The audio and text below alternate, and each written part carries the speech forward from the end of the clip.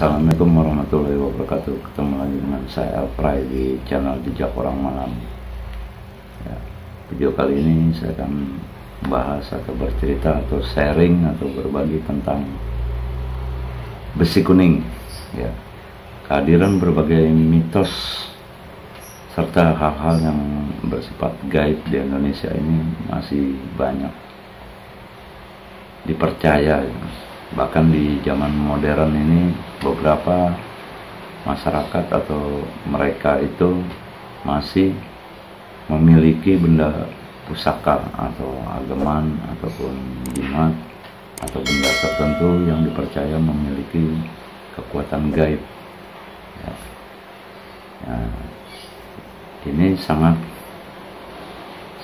biasa ya, atau biasa disebutnya, itu mah hal yang biasa, karena itu kan benda-benda tersebut bisa didapat dari warisan, amanah, ataupun nemuk ya, ataupun bisa juga di mahar, jual beli.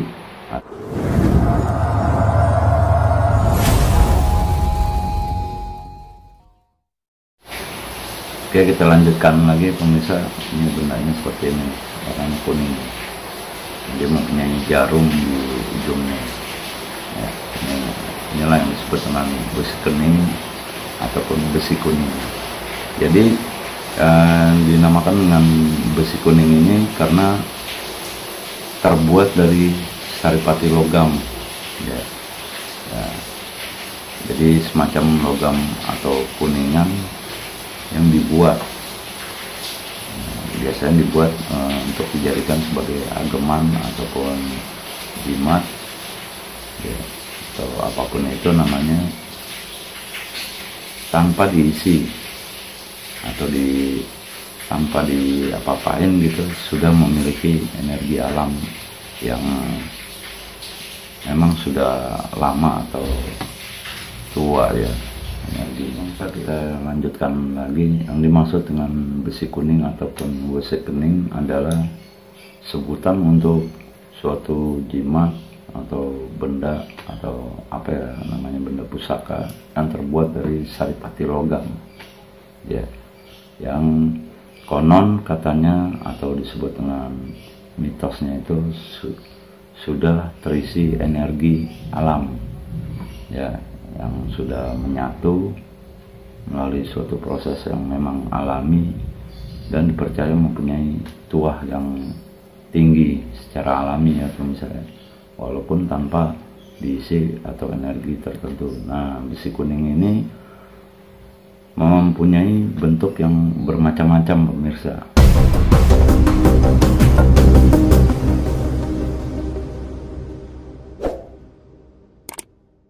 Pada masa sekarang ini untuk menemukan atau menentukan sebuah benda yang besi kuning asli itu sangat langka pemirsa ya, nggak gampang ya, karena ini suatu benda ini dipercaya memiliki tuah alami, maka banyak juga replikannya atau tiruannya ya, yang banyak dijual di online, bisa didapat dengan harga yang terjangkau ya gitu. Nah, bagaimana cara kita mendapatkan yang asli?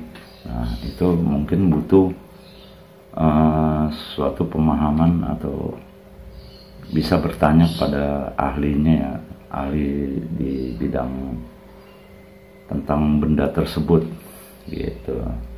Karena konon katanya dahulu itu para empu atau yang disebut dengan para pembuat pusaka itu pada zaman dahulu melakukan tirakat ya, atau mencari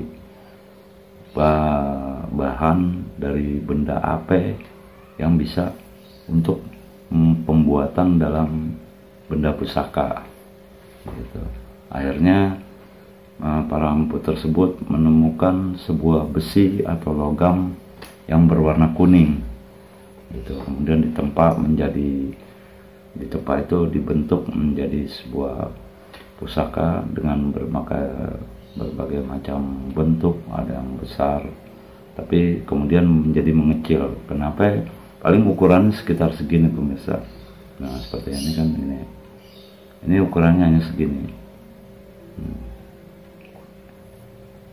Kenapa hanya kecil gini? Karena ini mungkin para empu dahulu sudah memikirkan agar bisa mudah dibawa, ditaruh di kantong atau dijadiin leontin atau jadi apa ya. Nah, itu yang disebut dengan ageman ataupun jimat yang dipercaya mempunyai tuah tertentu, walaupun belum dilakukan tirakat atau ditransfer suatu energi. Besi kuning ini sudah mempunyai energi alam yang langka dan sangat besar, katanya begitu pemirsa. Gitu. Nah, kalau dari penampakan fisik ini, seperti yang saya jelaskan itu, dia berbulu-bulu halus, dari bahan kuningan, mempunyai berat dan mempunyai jarum di depannya. Apabila diginiin, dia seperti kocrak pemirsa. Nah, itu antara asli dengan yang tiruan itu sangat sulit membedakannya pemirsa. Ya. Kenapa saya bilang seperti itu? Semua itu tergantung pada tuahnya. Jadi harus bisa dibuktiin atau bisa bertanya pada ahlinya tentunya.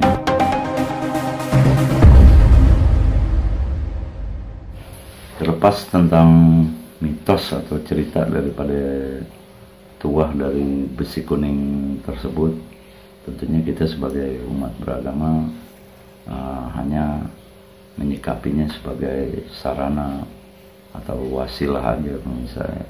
Jadi segala sesuatunya, baik keselamatan maupun perlindungan, itu kita mengharap ridho daripada Allah Subhanahu wa Ta'ala ya. Jadi kita tanpa menyekutukan atau berharap kepada segala sesuatu benda gitu ya. Bersama saya Elpray dari channel Jejak Orang Malam, mohon pamit. Terima kasih sudah menyaksikan tayangan ini. Assalamualaikum warahmatullahi wabarakatuh.